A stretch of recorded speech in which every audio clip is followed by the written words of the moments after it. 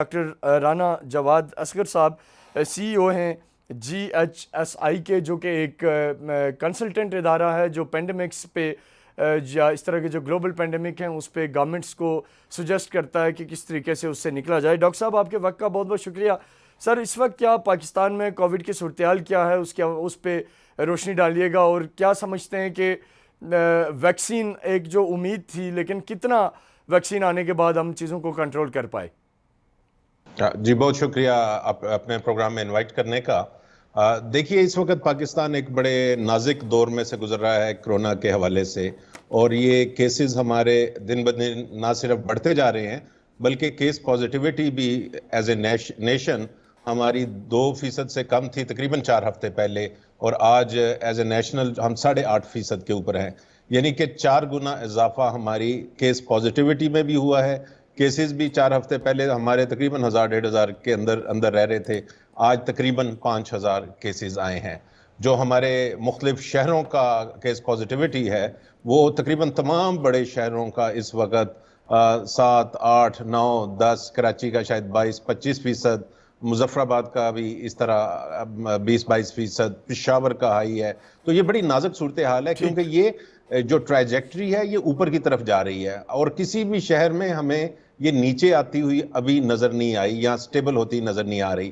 تو یہ اس لحاظ سے بڑا مشکل مرحلہ ہے۔ اور جو ویکسینز کا ایشو ابھی آپ نے ریز کیا ہے، دیکھیے ہمارے ملک میں جو ابھی تک ویکسین اب اچھی رفتار سے لگ رہی ہیں، لیکن پھر بھی ہم تقریباً 3% آبادی کو لگا سکے ہیں پورے ملک کی، اور اگر ہم ٹارگٹ پاپولیشن کر لیں جو 18 سال سے بڑے ہیں تو تقریباً 6% آبادی کو یہ لگی ہے۔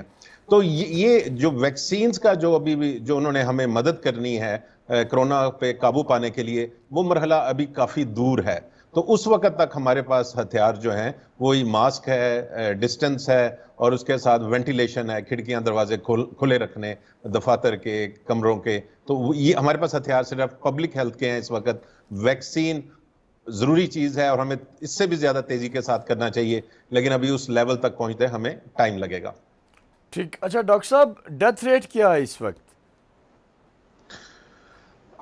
یہ بڑی عجیب بات ہے، اور میں نے اس پہ لکھا ہوا بھی ہے۔ پاکستان شاید واحد ملک ہے دنیا کا جس کا جب سے یہ پینڈیمک شروع ہوئی ہے ہمارا 2.1% کے لگ بھگ اوپر نیچے چلتا رہتا ہے۔ پوری دنیا کے اندر یہ ویریبل ہوا ہے، چینج ہوا ہے، اور یہ اوپر گیا ہے۔ شروع کے دنوں میں اوپر تھا، اس کے بعد اکثر ہمارے انڈیا میں شاید 1.4 یا 1.6% پہ آ گیا۔ میری سمجھ سے یہ باہر ہے کہ کس طرح پاکستان کے اندر پچھلے 1.5 سال سے جو ہماری کیس فیٹیلٹی ریٹ ہے وہ 2.1%، رفلی ±1.1%، وہ ایک ہی جیسا چل رہا ہے۔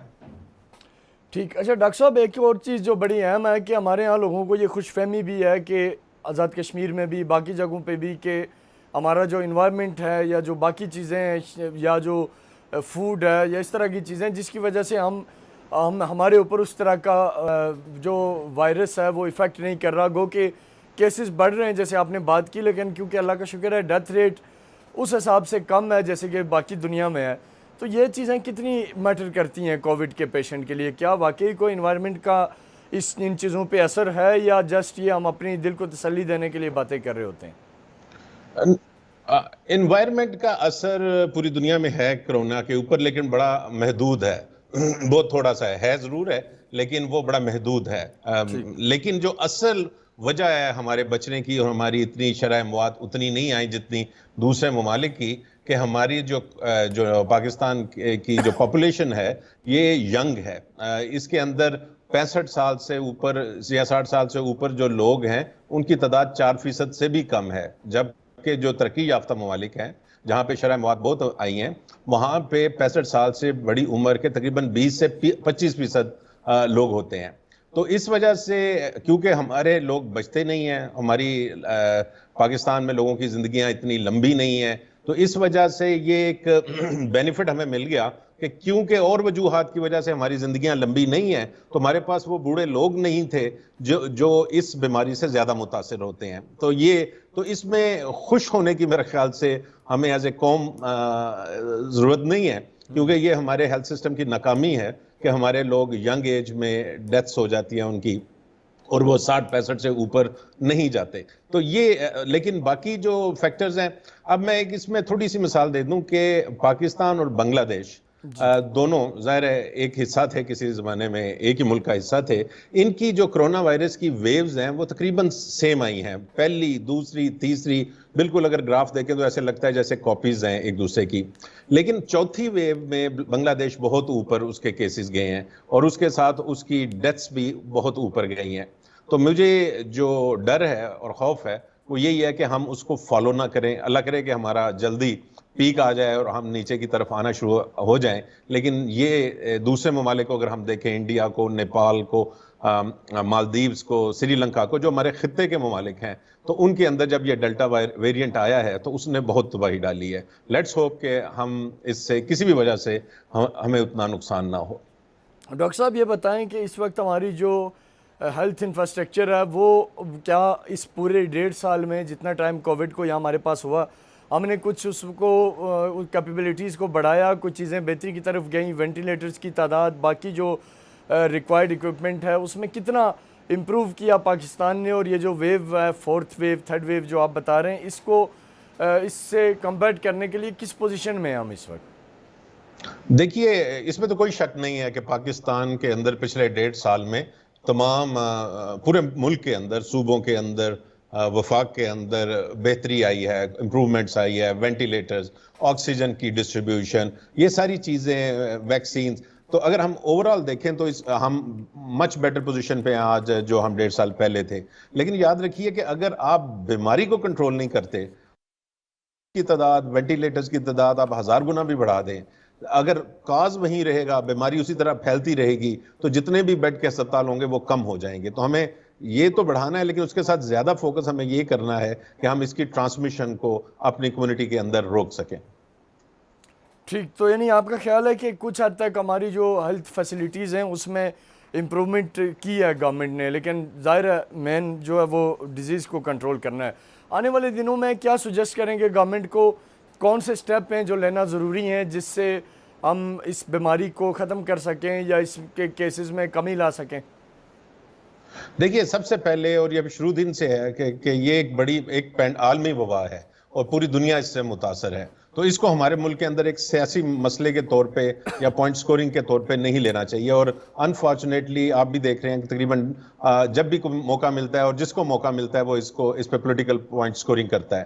اس کا نقصان ہے, ایک بہت بڑا نقصان یہ ہے کہ جو عام لوگ سٹریٹ کے اوپر ہیں وہ پھر کنفیوز ہو جاتے ہیں کہ ہم نے کیا کرنا ہے اور کیا نہیں کرنا, کس کی بات سننی ہے, کس کی بات نہیں سننی. اور یہ جو میسج کو ڈائلیوٹ ہو جانا یا کنفیوز ہو جانا, یہ کسی بھی پینڈیمک کے لیے سب سے بڑا نقصان ہے. تو ہمیں یہ کرنا ہے گورنمنٹ کی طرف سے کہ اس کو اگر اختلاف صوبائی اور وفاق میں آ بھی جائیں تو آپس میں مل بیٹھ کر اندر کمروں میں طے کریں. عام پبلک کے اندر یہ اختلافات اس طریقے سے نہیں جانے چاہیے.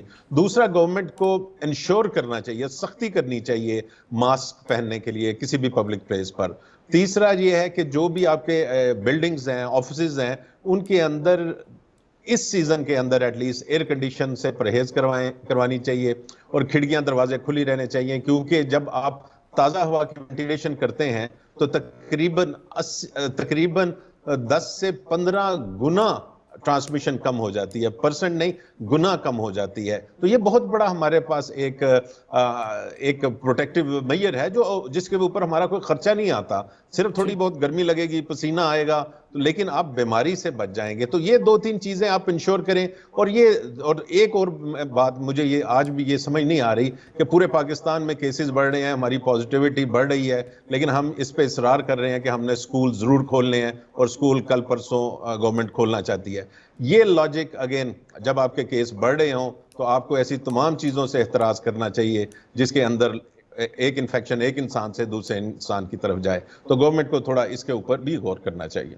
ٹھیک سر, آخری سوال, چائنا کیونکہ جہاں سے یہ سارا معاملہ شروع ہوا وہ اس وقت کس فیز میں ہے, اور انہوں نے کیسے چیزوں کو, جو رپورٹس آ رہی ہیں میڈیا رپورٹس یا جو وہاں ہمارے لوگوں سے رابطہ ہے, تو وہ اب اس سے تقریباً نکل چکے ہیں, تو اگر وہ اس سے نکلیں تو ہم وہ ماڈل کیوں یہاں اس کو امپلیمنٹ نہیں کر پائے, اس پہ میں آپ کے فیڈ بیک چاہوں گا. جی دیکھیے چائنا نے اس میں کوئی شک نہیں کہ انہوں نے پہلی ویوز کو بڑا سختی کے ساتھ کنٹرول کیا، لیکن جس طرح انہوں نے کنٹرول کیا شاید دنیا کا کوئی ملک اور کنٹرول نہ کر سکتا. انہوں نے سیویئر لاک ڈاؤن لگایا اور اس کے اندر، اور اس طرح کا لاک ڈاؤن تھا کہ اگر آپ کے گھر میں انفیکشن ہے تو باہر سے جو آپ کے دروازے تھے اپارٹمنٹ کے ان کے اوپر وہ لاک لگا جاتے تھے کہ کوئی آپ کو کھانا تو 3 ٹائم پہنچتا تھا لیکن سوال ہی نہیں پیدا ہوتا تھا کہ آپ گھر سے باہر نکل سکیں. تو اس طرح کی انہوں نے بہت ساری سختی کی، لیکن ان کے پاس وسائل اتنے تھے کہ انہوں نے جب لاک ڈاؤن لگایا تو ہر شخص کو 3 ٹائم کا کھانا بھی پہنچایا.